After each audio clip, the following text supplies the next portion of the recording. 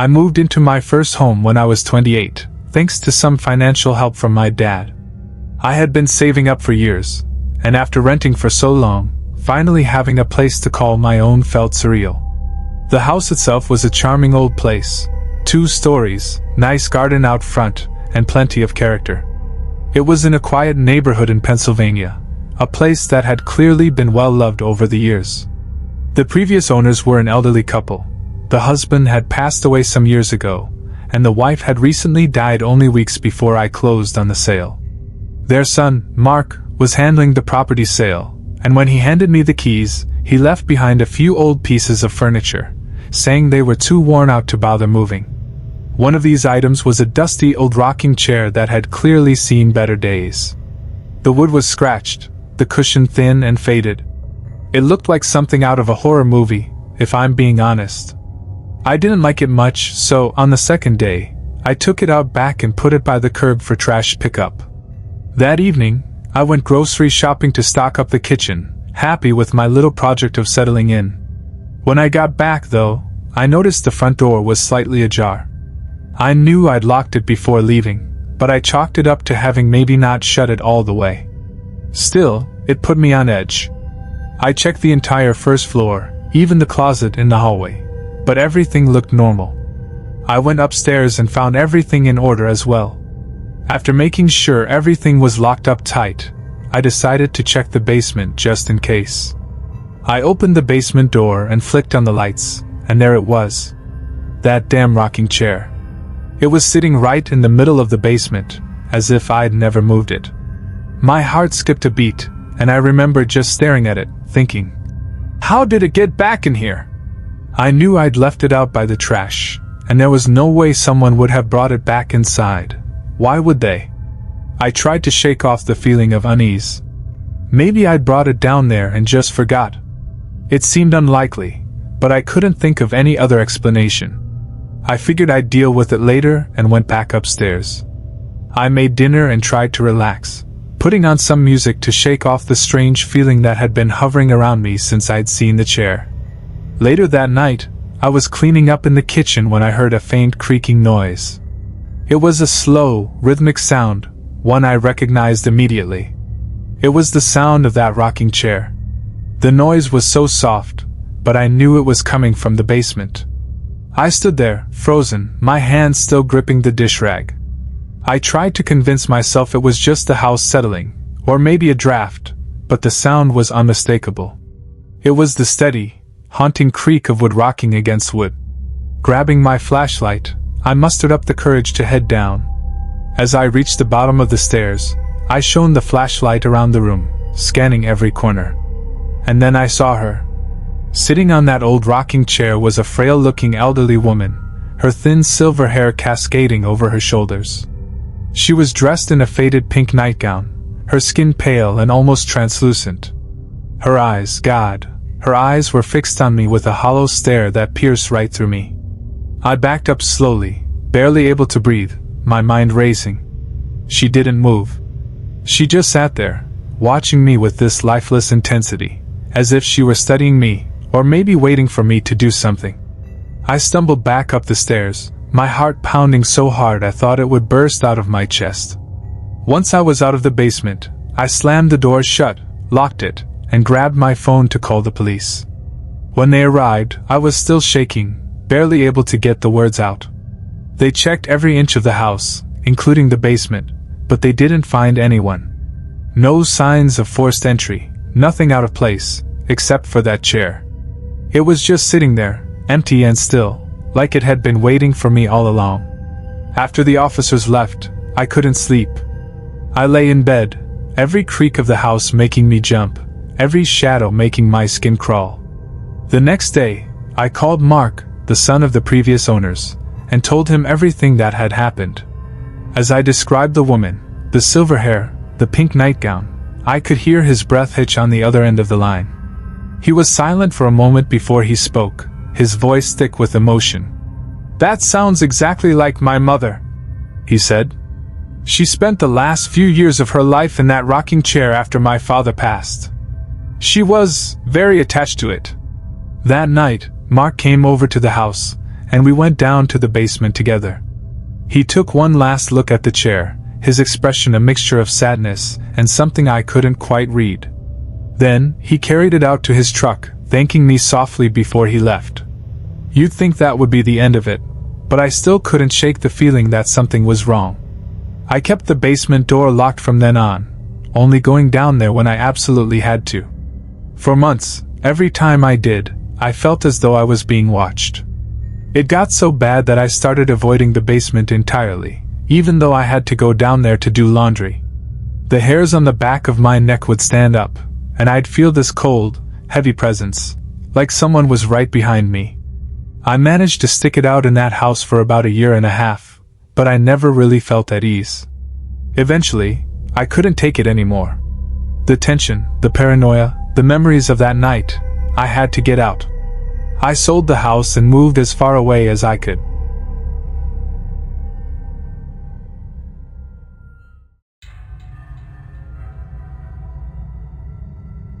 My name's Evan, and just a few weeks ago, I bought my first home. It wasn't a mansion, but it was mine, sitting on a quiet street at the edge of a small town in Pennsylvania. The kind of place where the air is thick with history and the houses are old, standing tall and slightly worn. I'd saved up for years to make this happen, and on moving day, I was ecstatic. My friends showed up, ready to help me settle in. Among them was Ben, my oldest friend. We'd been through a lot together, so it felt fitting to have him by my side as I started this new chapter. As we hauled boxes and set up furniture, Ben noticed something strange. He'd been carrying a box into the living room when he stopped, his head tilted slightly as if listening for something. "Did you hear that?"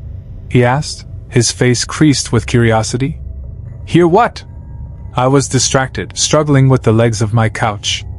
"A tapping sound, from inside the wall," he said, his eyes narrowing. I brushed it off, joking that it was probably just the pipes, or maybe even a squirrel. But Ben didn't seem convinced. He walked over to the wall, pressing his ear against it for a moment before shaking his head. "Probably nothing," he muttered, but he shot the wall a suspicious look as we continued moving boxes. Night fell, and as my friends left one by one, I felt a sense of accomplishment and relief. The house was finally mine. I cracked open a beer, slumped on my old couch, and flipped on Netflix, letting myself relax.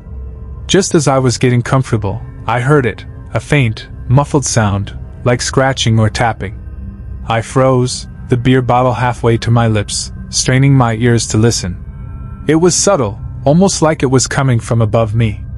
Now, my bedroom was on the top floor, and there was no one else around, so I didn't quite know what to make of it. "It's probably the pipes cooling," I told myself, even though a chill crept down my spine. But the tapping continued, irregular and unsettling, almost like something was trying to claw its way out. I wasn't about to let some old house noises get the best of me, so I decided to check the attic. I grabbed a flashlight and made my way up the narrow stairs, feeling the air grow cooler with each step. The attic was mostly empty, just a few dusty boxes and a couple of paintings leaning against the far wall, their frames warped and faded. The room was silent, almost too silent, and I was about to turn back when my flashlight flickered over the paintings. One of them seemed out of place. It was tilted at an odd angle, almost as if someone had moved it recently. I felt a strange urge to go over and set it straight, but as soon as I touched the frame, a new chill washed over me. It was like the air itself turned colder. I turned and went back downstairs, laughing at myself for letting my imagination run wild. But the minute I climbed back into bed, I heard it again, a scuttling, scraping sound, directly above my room. I couldn't ignore it this time. I went back to the attic, this time feeling a cold sweat on my skin. The painting was tilted again. I leaned in, and as I lifted it from the wall, I felt my breath catch. Behind the painting was a hole, a dark, gaping hollow in the wall. And then, she came. The thing that emerged from that hole wasn't just a person. It was something twisted, something wrong. Her skin was pale, stretched tight over her bones, her eyes sunken and darting around the room like a trapped animal. She was dressed in filthy clothes, her hair matted and hanging in greasy strands. Before I could react, she lunged at me, her fingers clawing into my shoulder. I stumbled backward, yelling in shock and pain as I felt her nails dig into my skin. I could barely think, only react. I shoved her as hard as I could, watching as she stumbled back toward the hole. Her face twisted with rage, her mouth forming words that were barely above a whisper, yet filled with venom. "Mine!" she hissed, her voice ragged and raw. "This is mine!" Adrenaline surged through me, and I forced myself to think. I grabbed the door to the attic and slammed it shut, bolting it as quickly as I could. I heard her pounding from the other side, her shrieks echoing through the walls as she clawed at the door. I called the police, barely able to get the words out as I tried to describe what had just happened. The dispatcher's voice was calm, but I could hear the disbelief in her tone. Minutes later, I saw flashing lights outside, and I threw open the door to let the officers in. I could barely believe it myself as I led them up to the attic, my hands shaking. 2 officers went in first, their flashlights cutting through the darkness. They found her quickly, she hadn't gone far. As soon as they shined their lights on her, she backed into a corner, her eyes wide with a strange mix of fear and defiance. It took both of them to hold her down, her limbs flailing like she was possessed. Eventually, they cuffed her and led her down the stairs, still muttering to herself, her eyes never leaving me. After they'd taken her away, I went back up to the attic, drawn by a morbid curiosity. In the dark corner where she'd been hiding, I found remnants of a makeshift bed, a filthy blanket, a pillow stained with who knows what. Wrappers and empty bottles littered the floor, along with the unmistakable smell of waste.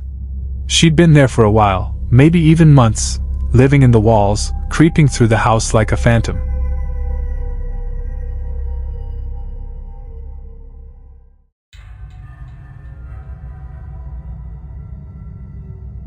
When I took the job, I didn't think much of it. It was just house-sitting, and a little care for an elderly man named Mr. Howard, who supposedly suffered from dementia. His nephew Connor, who hired me, seemed desperate for help. "It'll just be a week, Max. He's harmless," he assured me. I didn't need much convincing. The pay was more than decent, and I thought I'd get by easily enough. The house was in Edgefield, a quiet, wooded town with fog creeping in like something out of an old horror movie. It was late autumn, and the trees had shed most of their leaves, leaving the landscape stark and bare. As I pulled up to the house, a large, dark Victorian with creaky old charm, Connor was there to greet me. "I'll be out of town for a few days. Uncle Elliot has dementia, but he mostly keeps to himself. Just check on him, make sure he's eating, and maybe keep him company if he feels like it," Connor explained. Connor's words, however, came with a nervous edge, as though there was something more he wasn't saying. But before I could probe, he handed me the keys, gave me a few last-minute instructions, and was off. The first couple of days were quiet. Too quiet, in fact. Mr. Howard kept to his room on the second floor, barely making a sound. I never saw him, but I could hear his heavy footsteps, moving slowly from one part of the room to another. Sometimes, there was a soft murmur of what sounded like conversation, though I knew there was no one else up there. On the third night, as I was in the kitchen making tea, I saw him for the first time. It was just a quick glimpse, a flash of a face peeking out from behind the bedroom curtain on the second floor. His eyes met mine, but as soon as I registered him, he pulled back, the curtain swishing back into place. It was unsettling, but I reminded myself that he was an old man with dementia. Maybe he was just curious or felt like keeping an eye on me. But then there were other things. At night, I began to notice a faint smell, musty and rotten, wafting through the vents from upstairs. I shrugged it off as just an old house's quirks, maybe a dead mouse in the walls or something. That's when things took a darker turn. I was lying in bed, half asleep, when I heard it, a slow creak of the floorboards in the hallway, just outside my door. I froze, straining my ears, and heard the distinct sound of footsteps. They were deliberate, heavy, moving slowly down the hall, stopping right outside my door. I held my breath, waiting. Then silence. But a moment later there was a faint, raspy whisper. I couldn't make out the words, but it was chilling, like nails scraping over a chalkboard. I got out of bed, grabbed my phone, and sent a quick text to Connor, asking if he could call. It was late, so I didn't expect a reply, but I needed to feel some connection to the outside world, some reassurance. That night I barely slept. I kept thinking about that raspy whisper, wondering if it was just my imagination or something else entirely. When morning came, the house felt different, heavier somehow. I went upstairs to check on Mr. Howard, feeling an odd sense of dread as I climbed the stairs. His bedroom door was slightly ajar, but the room was empty. "Mr. Howard?" I called, stepping in. The smell hit me first, strong, sour, decaying. The bed was neatly made, but the wardrobe was wide open, with piles of clothes messily stuffed inside. And then I saw it, a set of old photographs, scattered on the floor by the window. In each photo, there was a man who looked like Mr. Howard, but younger, standing with a woman and a child. But in each photograph, his face was scratched out, deep, jagged lines gouged through his features. A shiver ran down my spine. I gathered the photos and put them on the dresser, trying to shake off the feeling of being watched. By the last night, I was on edge, ready to leave and never look back. But what happened that night sealed my decision. I was lying in bed, wide awake, with the bedroom light on, hoping it would keep the strange feelings at bay. But around midnight I heard it again, the footsteps, slow, deliberate, moving down the hallway. I stared at the door, praying they would stop, but the steps kept coming closer, pausing right outside my door. Then the knob turned. I sat up, heart pounding, just as the door creaked open. Mr. Howard stood there in the dim light, his eyes wide and vacant, staring straight at me. He said nothing, just stood there, his gaze unblinking. I managed to whisper, "Mr. Howard, are you okay?" But instead of answering, he took a step closer, his expression twisted, as if he was angry or hungry. I scrambled out of bed, backing away. "Stay back," I said, my voice trembling. He took another step toward me, silent, his gaze unrelenting. And then, in a sudden, jerky movement, he raised his hand to his mouth, shushing me, a twisted smile forming on his face. "Don't make a sound," he whispered. I bolted for the bathroom, slammed the door, and locked it, my hands shaking. I could hear him outside, pacing, muttering to himself in a guttural tone, his voice rising and falling in frantic, nonsensical whispers. I called Connor, and to my shock, he wasn't surprised. "Just stay in there, all right? I'll be there first thing in the morning," he said, his voice oddly calm. When morning finally came, I crept out of the bathroom, nerves shot and my body sore from sleeping on the hard tile floor. Connor arrived soon after, looking far too composed. I confronted him, demanding to know what was wrong with his uncle. Connor just shrugged, almost nonchalant. "He has episodes," he said, his tone matter-of-fact. "It's not often, but sometimes he gets restless." He handed me an envelope of cash, a bonus. "For my troubles." I left without looking back, feeling a sense of relief as I walked out the door. But as I drove away, I couldn't shake the image of Mr. Howard's vacant stare, his twisted smile, and that whispered "shush" that still echoed in my mind.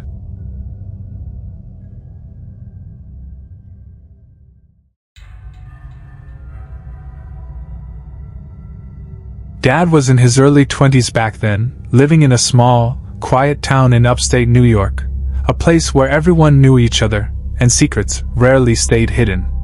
It was one of those places with rows of old, creaky houses that had been standing for generations, each holding more stories than the people who lived in them could ever tell. My dad rented a modest place next to an elderly couple, Walter and Thea Lund. They were quiet folks, private in a way that was almost old-fashioned, and he didn't see much of them except for the occasional wave from across the yard, or a polite nod as they passed each other in the grocery store. But that winter everything changed. It was early December, and a thick blanket of snow had settled over the town, muting the sounds of the world and creating an eerie stillness in the air. One bitterly cold morning, Walter showed up at Dad's door, looking anxious and disheveled, a stark contrast to his usual composed self. He asked Dad and his family if they'd seen his wife, Thea. She'd left the house the day before, he explained, saying she needed some air, but she hadn't returned. He assumed she'd gone to visit her sister in a neighboring town, or maybe stayed over with a friend. But as the hours passed and no one had heard from her, he began to worry.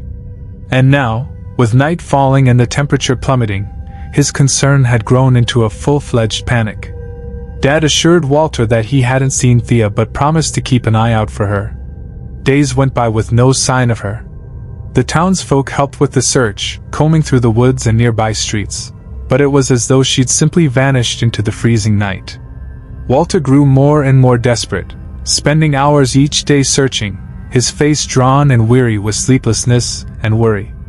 Then, 3 days after Thea's disappearance, something happened that my dad would never forget. That evening, after a long game of pickup basketball with friends, Dad came home, tired and sore, eager to collapse on his bed. The house was quiet. His parents had gone out for the night, leaving him alone in the hushed, empty rooms. He kicked off his shoes and was about to head upstairs when he heard something unusual, a soft, almost whispery sound coming from the living room. He paused, straining to listen, his heart quickening with a strange, inexplicable unease. It was a humming. A low, melodic hum, barely audible yet undeniably there, drifting through the silence like a ghostly echo. And there was something else, a faint creak, rhythmic and steady, like the sound of a rocking chair swaying back and forth. Dad's stomach clenched. They did have an old rocking chair in the living room, an antique that had belonged to his grandfather. But no one ever used it. It was more of a decorative piece, tucked into a corner and left to gather dust. He felt a chill creep up his spine as he realized the chair was moving. Slowly, cautiously, he made his way into the room, his eyes scanning the shadows. There, in the dim light, he saw her. Thea Lund was sitting in the old rocking chair, her body swathed in a heavy, dark coat, her hands resting in her lap. She was pale, almost ghostly, her face obscured by strands of her graying hair, but there was no mistaking her. She rocked gently, her gaze fixed somewhere beyond the room, as though staring into a world that only she could see. The humming continued, a soft, mournful tune that sent shivers down his spine. For a moment, Dad couldn't move. His mind raced, struggling to make sense of what he was seeing. Thea had been missing for 3 days. Everyone had assumed she was either lost or worse. But here she was, in his living room, as if she'd simply wandered in from the cold. He opened his mouth to speak, to ask if she was all right, but no sound came out. He could only watch as she rocked back and forth, her voice a haunting murmur in the darkness. Then she spoke. "Cold," she whispered, her voice thin and brittle, like the crackling of ice. "I'm so cold. Need to get warm." Dad felt his throat tighten, his heart pounding so hard he thought it might burst.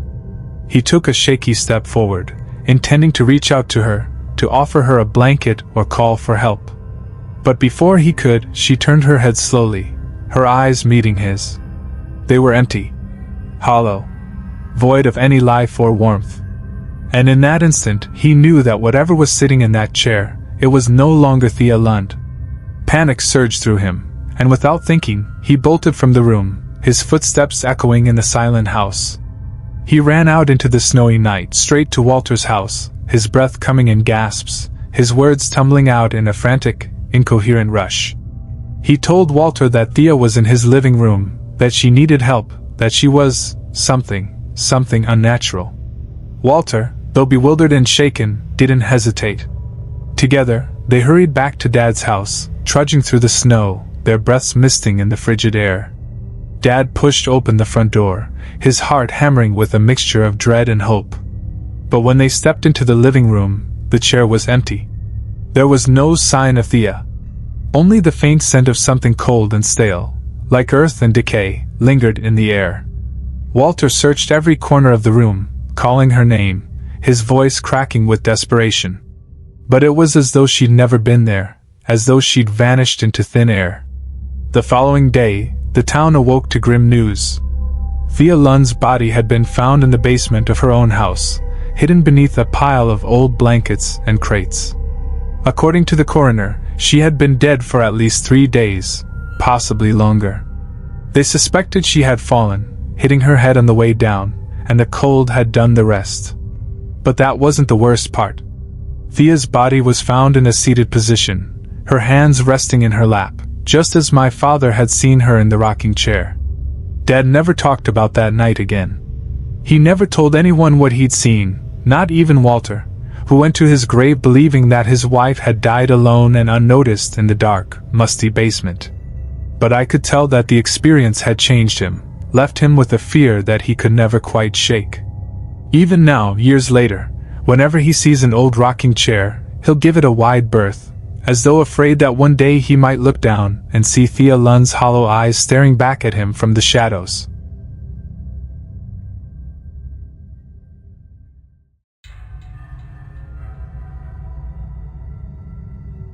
In the summer of 2018, my boyfriend, Daniel, and I decided to spend a weekend at a beach house on Long Island. We found this charming but isolated Airbnb in the Hamptons, a place we thought would be the perfect escape. The photos showed a quaint, spacious house just a short walk from a quiet beach, with a private pool and enough distance from neighbors to guarantee some real privacy. We were sold. When we arrived, the house looked exactly like the photos: wooden siding painted white, large windows facing the ocean, and a single tree twisted and aged, standing guard by the house. The place felt idyllic, almost like a sanctuary. Inside, it was clean, decorated with that perfect beachside charm, and well equipped. The sun was shining, and the air was salty and fresh. I remember thinking how perfect it was, how I couldn't believe this weekend had cost less than some budget hotels in the city. That first day was wonderful. We spent hours at the beach, letting the waves crash over our legs, lying in the sand, and taking dips in the pool back at the house to rinse off the salt water. That night, we went out to a bar in town, laughing and joking about anything and everything, feeling the warmth of a perfect summer night. When we got back to the house, Daniel turned on the lights, and I noticed something strange. The house had 2 floors, but the top floor was supposed to be empty. There was only one bedroom on the ground floor. The second floor was more like an open loft space, mostly unfurnished except for some boxes, according to the listing. But as I glanced up at the window from the driveway, I froze. "Did you see that?" I asked Daniel. He looked where I was pointing. "See what?" I shook my head. "Never mind. It was probably nothing. I could have sworn I saw someone standing there, just a glimpse of a shadow against the window upstairs, but as quickly as it had appeared, it was gone." Daniel laughed it off, joking that I was letting the horror movies we'd watched last week get to me. Maybe he was right. The next day, things got a little eerie. After another beautiful morning on the beach, we started packing up our things to head back to the house for lunch. That's when Daniel stopped short on the sand, his eyes fixed on something behind me. I turned to see him staring at our house, and I felt a chill run down my spine. "What's wrong?" I asked. "There's someone upstairs," he said, his voice barely a whisper. He pointed to that same upstairs window. But when I looked, it was empty. The curtains were drawn open, and there was no movement. We stood there for a moment, staring up at the window, but eventually we laughed it off. Maybe the light was playing tricks on him. Maybe we were just freaking each other out. When we went back to the house, it was quiet, the kind of stillness that hangs in the air when no one has been inside for hours. We spent the rest of the afternoon relaxing, though I couldn't shake a lingering unease. That evening, we went back to town to grab a few drinks, trying to forget the weirdness from earlier. By the time we got back, it was late, probably around midnight. The house sat dark against the night, and as Daniel fumbled with the keys, we both noticed that none of the lights were on. "Did you leave them off?" I asked. "No, I'm sure I left a few on." He tried the light switch by the door, but nothing happened. We checked other switches, tried unplugging and replugging a few things, but still, nothing. The power was out. We searched for a breaker box, but after checking every closet, corner, and even around the back of the house, it was nowhere to be found. With no way to reach the property owner at that hour, we decided to call it a night. Using our phones as flashlights, we climbed into bed, hoping the power would come back on by morning. Around 3 a.m., I woke up to Daniel shaking me awake. His face was pale, and his eyes darted nervously to the door. "Did you hear that?" he whispered. Still groggy, I listened, and sure enough, there it was, faint footsteps creaking outside our door. My heart pounded, and we both held our breath, listening as the steps moved closer then stopped just outside. I wanted to believe it was just the old house settling, but something about the heaviness of the steps felt wrong, deliberate. Then came a knock, soft at first, then louder. We froze, and Daniel reached for his phone to call for help, but before he could dial, a voice came from the other side. "This is the owner. I came to fix the power." The voice was low, almost muffled, like the man was speaking through clenched teeth. We looked at each other, confused. We hadn't been able to reach the owner, and he had said he wouldn't be around. And at 3 in the morning? Daniel called out. "We're fine, thank you. We'll handle it in the morning." But the man didn't leave. Instead, he jiggled the doorknob, slowly at first, then with more force. I squeezed Daniel's hand, trying to stay calm, but panic was setting in. Then came the pounding. Loud, furious, like he was trying to break the door down. "Let me in! I just need to check the fuse box," the voice insisted, but it sounded wrong. There was something off about it. I thought I heard him whisper something else, words that didn't make sense, like they were in another language, guttural and harsh. "Call the cops," I whispered, my voice barely audible. Daniel dialed 911 as the man continued to pound on the door. When he heard us talking to the dispatcher, the noise stopped. There was silence. Heavy, suffocating silence. After what felt like hours, we heard the faint sound of sirens approaching, and finally, a loud knock at the front door. "Police!" a voice called out. We opened the door and stumbled into the hallway, relieved to see the uniforms. The officers took our statements, searching the house and restoring the power. They couldn't find any sign of forced entry, and the door upstairs was locked from the inside. The officers assured us that it was likely some vagrant or prankster, but they stayed with us until the sun started to rise, just in case. The next morning, we left that house as quickly as we could. On the drive back, we called the Airbnb host. His voice was calm, confused. "There's no one else who has access to the house," he said. "I certainly wasn't there. I haven't been near Hamptons in weeks." As I hung up the phone, a strange realization washed over me. Whoever had been in that house that night, trying to get inside our room, wasn't the owner.